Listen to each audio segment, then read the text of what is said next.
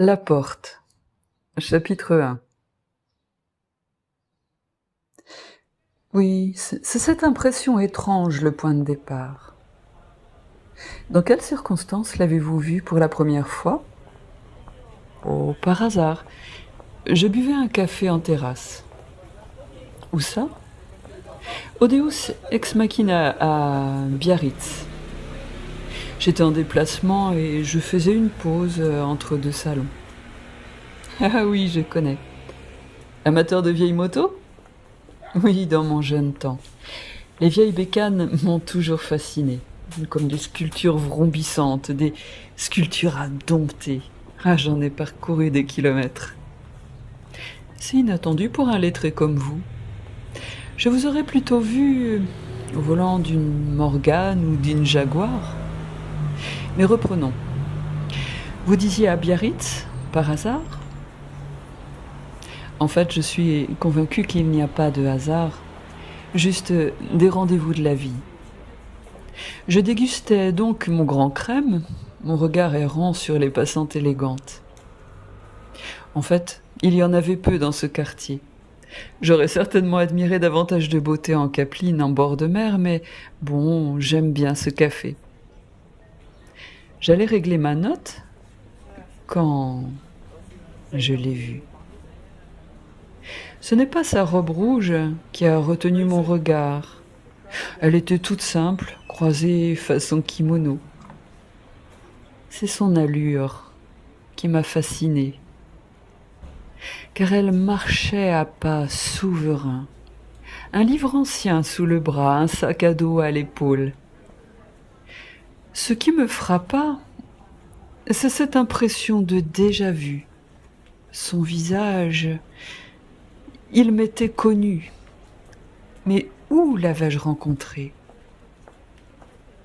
J'allais la rejoindre, et le temps de héler le serveur pour ma note, elle avait disparu.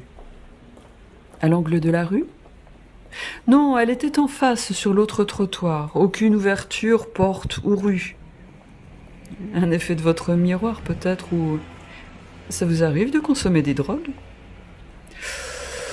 Oh, de la mescaline de temps en temps, du buffo. Je ne suis pas accro. J'aime bien expérimenter, mais rester libre avant tout. Il m'est arrivé de prendre du râpé aussi, pendant des cérémonies chamaniques. Pas essayer. Je ne vous conseille pas pour l'instant. De quoi parlez-vous? Des cérémonies? Non. Non. Jamais je ne regretterai ce moment. Je vais vous raconter. J'étais en train de perdre mon père. Tombé dans le coma l'avant-veille. Et cela pouvait durer des mois.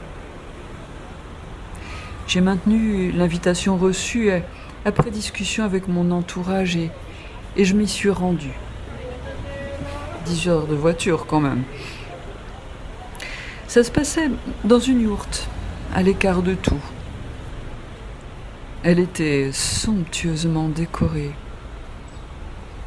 de minéraux. Et un savant motif ornait le sol, des cœurs entrelacés. Et on voyait des statues de dieux et de déesses enlacées, des bouquets de fleurs en offrande. Étiez-vous nombreux? Une dizaine tout au plus. C'était ma première fois. Je voulais vivre.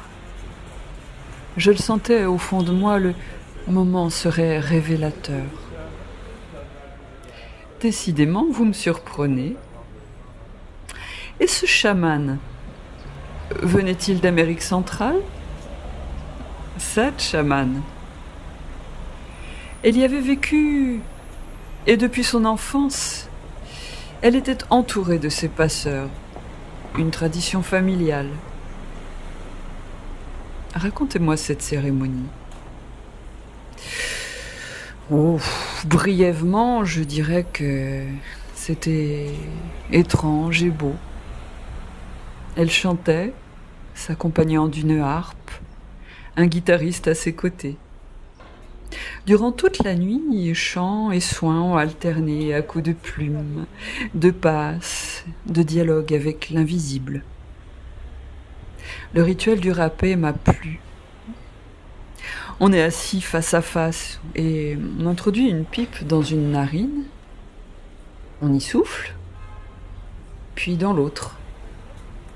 Surtout, m'a-t-on dit, n'inspire pas. Alors,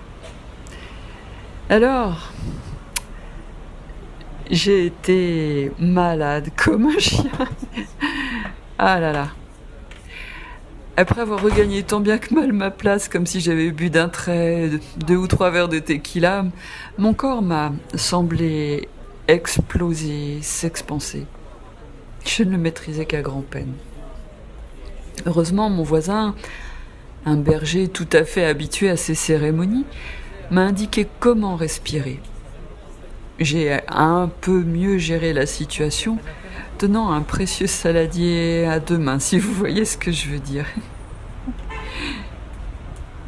Et vos visions, l'avez-vous vu pendant votre trip? Laissez-moi réfléchir. Non. L'image que j'en ai gardée, c'est une silhouette sombre, en lotus. Ouais, assise en lotus, et entouré de lumière en strates, et ce message reste centré. Je m'y emploie quotidiennement depuis. Le moment le plus fort de cette nuit a suivi la prise d'une 2e dose. Carrément, vous y allez franchement quand vous goûtez à quelque chose. Ça a été plus fort que moi, vous comprenez ? Je perdais mon père, je le savais. C'était à la fois une fuite de la réalité et, quelque part, une façon de le rejoindre. Et pour cela, j'ai été comblée. Ne me dites pas qu'il était là. Il y a été d'une certaine façon. Nous avons posé une intention autour du feu sacré. J'étais sortie à la Belle Étoile pour me recueillir et m'aérer. Et la chamane m'avait rejoint, et puis les autres, tous les autres. Ça chantait en espagnol. Ah, c'était beau. Je ne connais hélas pas cette langue. C'était beau. Simplement cette musique, ces mélodies, cette atmosphère. Après avoir jeté des pétales de rose dans le feu, peu de temps, ou peut-être longtemps après, je ne sais plus, j'ai vu mon père. Il riait, il chantait, il dansait avec nous, j'en ai pleuré. Je bénis ce moment. La chamane m'a dit avoir vu beaucoup de lumière. Elle nous a accompagnés dans ce passage. Et puis, j'ai dormi dehors jusqu'à ce que la pluie m'éveille. Et le lendemain, on m'a appris le décès de mon père. C'est incroyable!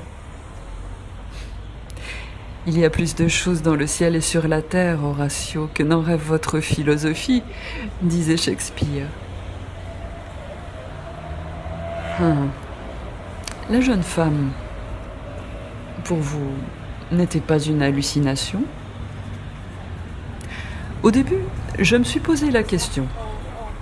Vous savez, les rêves éveillés, ça existe. Au fait, pourquoi enquêtez-vous sur cette jeune femme? Je suis mandatée par des personnalités très haut placées, je ne peux pas vous en dire plus. Ouais. Sans doute des frangins, ça ne m'étonnerait pas. En quelles circonstances l'avez-vous vue une seconde fois? Cette fois, c'était au Louvre, au moment des attentats de Charlie Hebdo, ou du moins juste avant les faits divers. L'avez-vous approchée? Pas encore. Je voulais étudier la Joconde. Il y avait foule pour changer. Ah, c'est vrai, c'est difficile d'être en tête à tête avec elle. Et là, j'ai reconnu son profil. Non, vous êtes sacrément physionomiste. Je vous l'ai dit, cette personne m'a frappée. Elle était habillée de rouge encore, son livre sous le bras et son sac à dos à l'épaule, comme la première fois. Je me suis approchée, mais un mouvement de la foule m'en a éloigné. J'ai cependant croisé son regard. Je ne l'oublierai jamais. Un visage tranquille, rayonnant de l'intérieur, et de merveilleux yeux bleus rieurs, comme si le ciel s'ouvrait pour moi. Je m'engouffrais dans ce regard, qui me fut masqué une fraction de seconde plus tard. Vous êtes tombé amoureux, on dirait.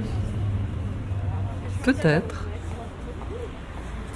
Une autre qualité d'amour, je dirais. Comme j'ai regretté ne pas pouvoir l'approcher. J'ai fendu la foule, regardé partout autour, mais disparu. Elle avait de nouveau disparu. Vous y croyez, vous ? J'essaie de m'en tenir aux faits. Comme vous le savez, cependant, des enquêteurs journalistes comme Corinne Sombrin, Stéphane Alix, moi-même et d'autres chercheurs avons ouvert des portes. Je m'estime cartésien, cependant, au fil des enquêtes, le tissu de mes croyances s'effiloche. Et celle-ci est pour moi l'occasion de me pencher concrètement sur d'autres réalités. Ah, bienvenue en ce cas parmi les voyageurs du possible. Une secte ? Non. Non, pas du tout. Un effet de style, vous m'êtes sympathique et je nous découvre des points communs. Alors la jeune femme vous a échappé une fois encore ? Oui, hélas. Mais très curieusement, dans le même temps, j'ai commencé à la voir, et de plus en plus, et cette fois, dans les ouvrages qui me passaient entre les mains. Collectionneur et historien, j'en manipule beaucoup. Elle m'est apparue à de nombreuses reprises. Pas plus tard qu'hier, en ouvrant un incunable de la BNF. Vous connaissez Marcille Fissin ? Je ne l'ai pas lu. C'est un philosophe, il me semble. Entre autres. Et un poète de l'amour. Belle coïncidence, vous dites ? Je dis que c'est fascinant de retrouver une évocation de cette jeune femme dans un livre sur l'amour. Et la façon que vous avez d'en parler... Tiens, vous rougissez, j'ai vu juste. Ah, c'est assez juste. Son regard, son être m'ont ému, bouleversé. Cela aussi est étrange. L'impression de la connaître. Et cette gravure, comme je vous disais, cette gravure, c'était son portrait. Le même profil et cet air à la fois désinvolte et princier, ce rayonnement solaire. Enfin, je me demande vraiment pourquoi le gouvernement s'intéresse à elle. Je n'ai pas dit cela. Ça ne m'étonnerait pas, mais bon, vous ne pouvez pas m'éclairer sur ce point, n'est-ce pas ? Donc, j'ouvre l'incunable et le portrait qui s'offre à moi, c'est elle. Sur quoi travaillez-vous en fait en ce moment ? Les figures de l'amour à travers les âges. Oh, quel beau sujet d'étude ! Oui, qui me ramène souvent à ma ville de prédilection, Florence. Et si l'âme migre de corps en corps, je suis certain d'y avoir vécu. Quelle émotion devant le baptistère. C'est comme si je me ressouvenais de cet endroit, de ce berceau des arts et de la perspective. Ma nymphe a ou aurait certainement inspiré Botticelli ou Léonard. Et j'ai fini par lui donner un prénom. Arcane. Étranger beau, comme elle. Elle est mystérieuse comme une lame de tarot. La voir ne serait-ce qu'un instant, c'est entrer dans le mystère de la femme. Vous me rejouez Pygmalion à votre façon. Ah, j'apprécie l'allusion. Elle existe cependant. Vous savez, j'ai écouté une émission hier et ce que vous m'évoquez ressemble... comment appelait-il cela? À un lien entre flammes jumelles. Cette manière d'obsession, cet attrait inexpliqué, l'impression de déjà-vu. Oh, il y a beaucoup de littérature sur ce sujet. À boire et à manger, je dirais. Mais il est certain qu'elle me fascine. On dirait qu'elle se joue de moi, apparaissant, disparaissant sans que je m'y attende. Vous me parliez d'un livre aussi dont elle semble ne pas se séparer. Oui, vu la couverture et le format, je l'estime antérieure au XVIe siècle. Un trésor d'avant l'imprimerie de Gutenberg. Voilà déjà de quoi intriguer.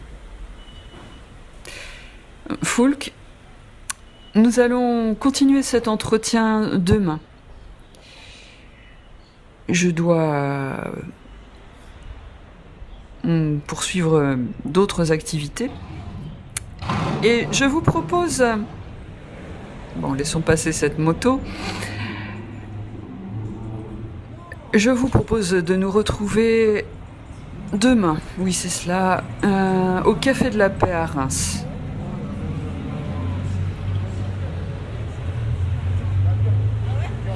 Un beau modèle.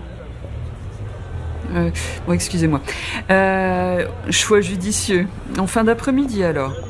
J'ai un ami à visiter en fait, demain aura lieu un marché aux livres anciens au Boulingrin. Et cet ami, il tiendra un stand. Donc, si vous le voulez bien, j'aimerais vous y retrouver après. Entendu. Monsieur Nelly, à demain. Si Dieu le veut, monsieur Nicolas. Si Dieu le veut.